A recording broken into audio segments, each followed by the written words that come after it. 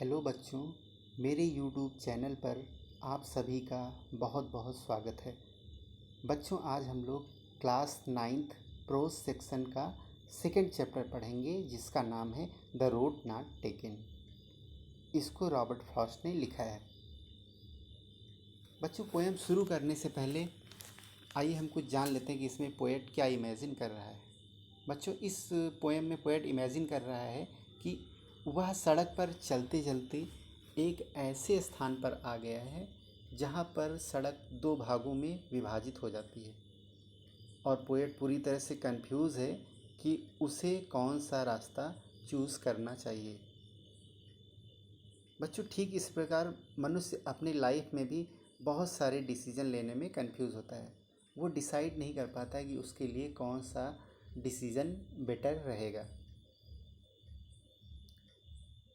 तो इसी पर आधारित हमारी पोएम है।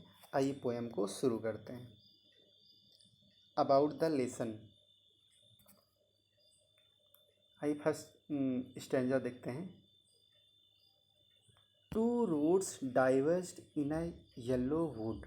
टू रोड्स मतलब डाइवर्ज मतलब विभक्त हो गई हैं। तो एक सड़क दो भागों में विभक्त हो गई है। इन येलो वुड, येलो मतलब होता है पीला, वुड मतलब जंगल, और वो पीले जंगल की तरफ जा रही हैं। पीले जंगल इसलिए कहा है क्योंकि पोएट का ऐसा मानना है कि पेड़ों की पत्तियां सूख कर पीली हो गई और ये सड़कें उसी में जा रही हैं। And sorry I could not travel both and be one traveller. And sorry, और उसे इस बात का दुख है, I could not travel both, कि वो दोनों पर, बोथ मतलब दोनों, ट्रैवल मतलब चलना, कि वो दोनों रास्तों पर नहीं चल सकता, उसे इस बात का दुख है। एंड बी वन ट्रेवलर, क्योंकि वो केवल वन ट्रेवलर अर्थात केवल एक ही ट्रेवलर है। Long I stood and look down one as far as I could. Long I stood, अब ये वही दो राहे पर खड़े काफ़ी देर तक, लॉन्ग आई स्टूड मतलब काफ़ी देर तक खड़े थे। And look down one, look down one, और वे एक रास्ते की ओर देख रहे हैं। As far as I could, जितना कि वे देख सकते थे। To where it bent in the undergrowth, जहाँ दूर मुड़कर पेड़ों की झुरमुट में यह रोड लिप्त हो जाती थी। अंडर ग्रोथ बोलते हैं पेड़ों के झुरमुट को, मतलब झाड़ियों को। तो कहने का मतलब ये है कि यहाँ पर पोएट अनिश्चय की एवं दुविधा की स्थिति में था कि किस राह को चुने। इसी प्रकार हमारा जीवन भी होता है। हमारा जीवन में चैलेंजेस होते हैं और हमें एक सही रास्ता चूज़ करना होता है और हम हमेशा कंफ्यूज होते हैं। आइए देखते हैं दूसरा stanza. Then took the other just as fair and having perhaps the better claim. अभी तक पोएट क्या था कि ये पहले रास्ते को देख रहे थे। अब सेकेंड स्टैंजा में हम देखते हैं देन टुक द अदर। अब इस सेकेंड स्टैंजा में देन टुक द अदर, अब ये दूसरे रास्ते की ओर देख रहे हैं। जस्ट एज फेयर, ये भी उनको इतना ही फेयर लग रहा है जितना कि पहला। फेयर मतलब अच्छा, ये रास्ता भी उनको उतना ही अच्छा लग रहा है जितना कि पहला। And having perhaps the better claim, and having perhaps, perhaps मतलब शायद, बेटर क्लेम मतलब शायद उससे भी अच्छा लग रहा है ये। Because it was grassy and wanted wear,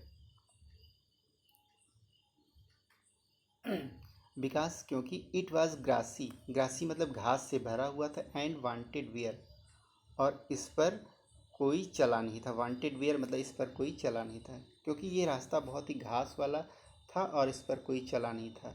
दो यद्यपि as far the passing there had warned them really about the same.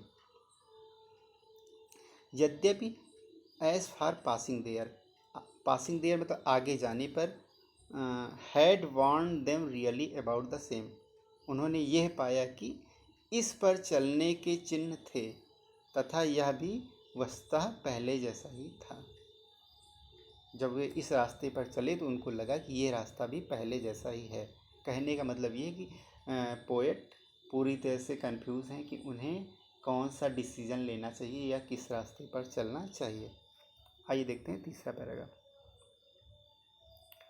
And both that morning equally lay in leaves no step had trodden black, oh I kept the first for another day, and both that morning equally lay।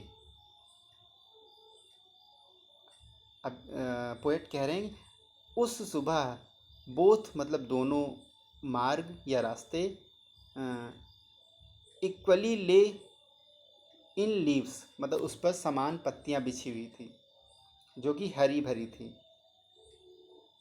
No step had trodden black, no step had trodden black, step had trodden मतलब इस पर कोई नहीं चला है, black मतलब और पत्तियां उससे काली नहीं पड़ी, क्योंकि इन पत्तियों पर कोई नहीं चला है मार्ग में, दोनों मार्ग पर हरी हरी पत्तियां बिछी हैं। No step had trodden black, उस पर कोई नहीं चला है इसलिए पत्तियां काली नहीं पड़ी हैं बल्कि हरी भरी। ओह अरे, I kept the first for another day. अब वो करें ओह अरे, I kept the first for another day. अब वो सोच रहे हैं कि मैं ये दूसरा वाला रास्ता चूज़ कर लूँ, and I kept the first, और जो पहला रास्ता है kept the first for another day, उसको मैं अगले दिन के लिए रखता हूँ।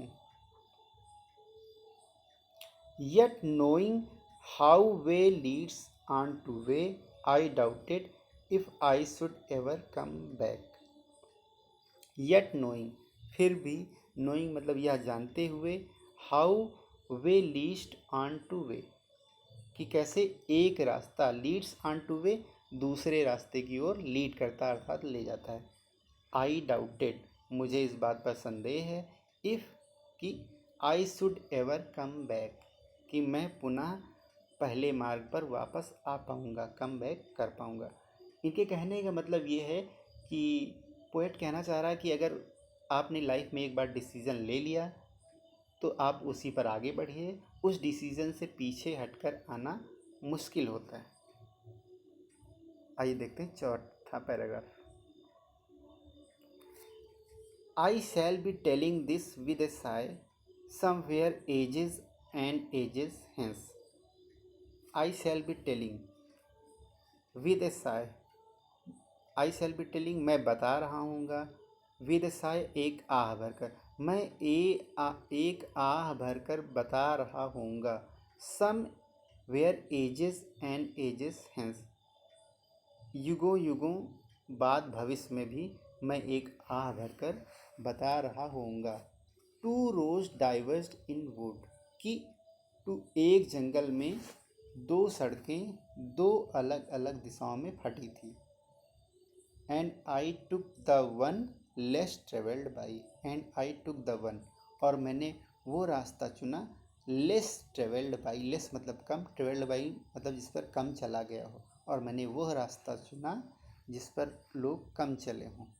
And that has made all the difference, and that has made और इसने बना दिया, ऑल द डिफरेंस सारा अंतर ला दिया, और क्योंकि मैंने उस रास्ते को चुना जिस पर बहुत कम लोग चलते हैं, इसी ने सारा अंतर ला दिया।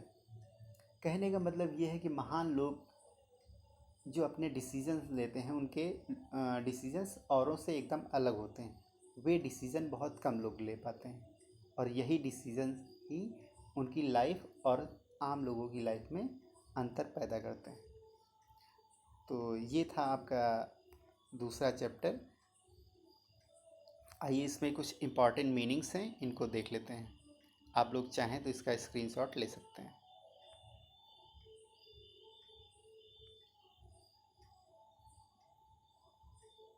Thank you.